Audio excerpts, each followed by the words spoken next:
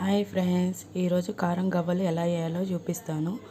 ఓమ, కారం, డాల్డా, మిరియాల పొడి, పసుపు, ఇది ఆల్రౌండ్ పప్పు అండి. ఈ ఎపిసోడ్ మీకు తర్వాత చూపిస్తాను. ఉప్పు, జింజర్ పేస్ట్ ఇవన్నీ వేసుకొని కలిపేసుకున్నాం. పిండి కలిపేసుకున్నాను చూడండి. ఇట్లా మరీ అంత గట్టి కాదు, అంత పల్చ కాదు, మీడియం కలుపుకోవాలి. ఇట్లా చిన్న చిన్నగా రౌండ్ చేసుకోవాలండి. ఇట్లా చిన్న చిన్నగా రౌండ్ చేసుకుందాం. దొడ్డు వేసుకోవద్దు, చిన్నగా సన్నగా మంచిగా వేసుకుందాం. ఎలా వేయాలో చూపిస్తాను.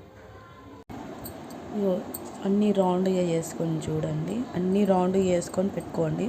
లేదు అప్పుడప్పుడు మేము ఇట్లా తీసుకొని చేసేసుకుంటా అంటే కూడా చేసుకోవచ్చు. నా దగ్గర గవ్వలది స్టిక్ కట్టె లేదండి. గవ్వలది చేసేది ఇట్లా స్టిక్ అంటారు, కట్టె అంటారు, అది లేదు నా దగ్గర. దీంతో కూడా చేసుకోవచ్చు. దీనికి రౌండ్స్ ఇలా ఉంటాయి కదా, దీంతో కూడా చేసుకోవచ్చు. ఎలా చేయాలో చూపిస్తాను. పిండి దీనికి ఇలా పెట్టేసుకొని ఇట్లా లైట్గా ప్రెస్ చేయాలి. ప్రెస్ చేసి ఇలా అన్నానండి. చూడండి షేప్ వచ్చిందా, ఇలా షేప్ వస్తుంది. అన్నీ ఇలాగనే చేసుకోవాలి. సెకండ్ కూడా చూపిస్తాను.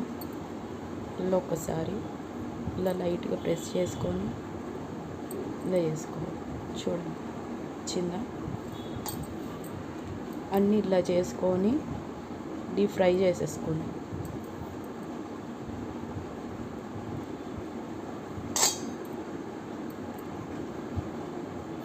ఈజీ అండి, పిల్లలకి స్నాక్స్కి బాగుంటుంది, టిఫిన్ బాక్స్కి చాలా బాగుంటుంది.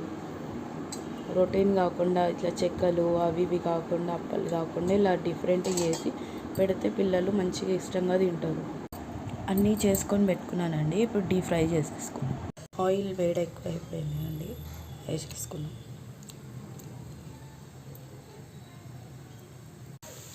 ఆయిల్లో వేసేసుకున్నాం చూడండి.